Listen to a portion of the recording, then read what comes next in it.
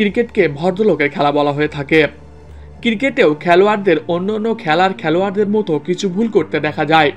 কিছু ক্রিকেটার খেলাকে ব্যবহার করে অবৈধ উপায়ে টাকা উপার্জন করতে গিয়ে নিজের ক্যারিয়ারকে কলঙ্কিত করেছে, আবার কেউ মাঠের বাইরে আচরণের মাধ্যমে নিজেকে কলঙ্কিত করেছেন। চলুন জেনে নিই এমন কিছু ক্রিকেটারের সম্বন্ধে, বিভিন্ন অপরাধের জন্য যাদেরকে জেলে যেতে হয়েছিল। দেশের ক্রিকেটের অন্যতম সেরা পেস বোলার রুবেল হোসেন। দেশের হয়ে ক্রিকেট খেলার সময় সবসময় অনেক আবেগপ্রবণ বাংলাদেশের পেসার রুবেল হোসেন। তবে মাঠের বাইরে দুর্ভাগ্যজনকভাবে লজ্জাজনক ঘটনার মধ্য দিয়ে যেতে হয়েছিল তাকে। নারী ঘটিত কেলেঙ্কারির জন্য জেলে থাকতে হয়েছিল তাকে।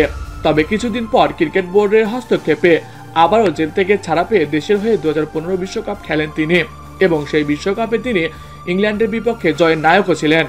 ওয়াসিম আকরাম। ক্রিকেট বিশ্বে অল্প কয়েকজন খেলোয়াড়দের মধ্যে ওয়াসিম আকরামও একজন, যাকে চার দেওয়ালে আটকানো জেলের 1993 সালে পাকিস্তান দলের ওয়েস্ট ইন্ডিজ সফরের সময় এই ঘটনাটি ঘটে তার জীবনে। শান্ত কুমার শ্রীশান্ত। ভারতীয় ক্রিকেটের ইতিহাসে সবথেকে বড় কেলেঙ্কারি সম্ভবত শান্ত কুমার শ্রীশান্তকে দিয়েই জড়িয়েছে। আইপিএলে ম্যাচ ফিক্সিং এর দায়ে অভিযুক্ত হয়ে প্রমাণিত হন তিনি, এবং পরবর্তীতে সাজা ভোগের জন্য জেলে পাঠানো হয় তাকে। মোহাম্মদ আমির। 2010 সালে এমন ঘটনা ঘটায় মোহাম্মদ আমির। এখনো এই লজ্জাজনক ঘটনা ভুলতে পারেনি ক্রিকেট ভক্তরা।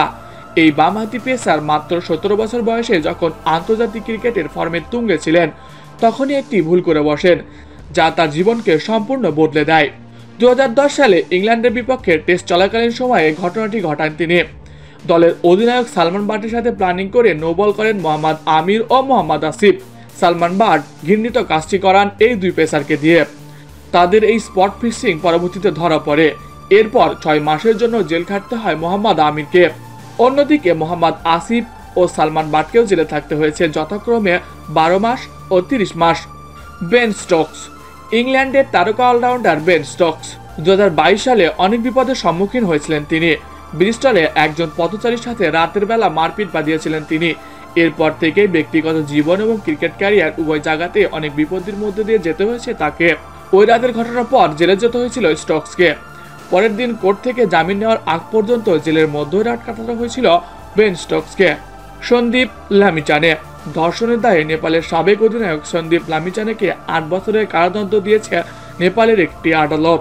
পাশাপাশি তাকে 3 লক্ষ নেপালি রুপি জরিমানার সঙ্গে ভুক্তভোগীকে 2 লাখ রুপি ক্ষতিপূরণ দেওয়ার নির্দেশ দেওয়া হয়েছে বলে জানিয়েছে দ্য কাঠমান্ডু। 23 বছর বয়সী সন্দীপ লামিচানেকে একসময় নেপালের ক্রিকেটের পোস্টার বয় হিসেবে বিবেচনা করা হতো। এ লেগ স্পিনারের মাঠের সাফল্য ক্রিকেটের হিমালয়ের কোলের দেশটিকে মর্যাদা আরও বাড়িয়ে দিয়েছিল।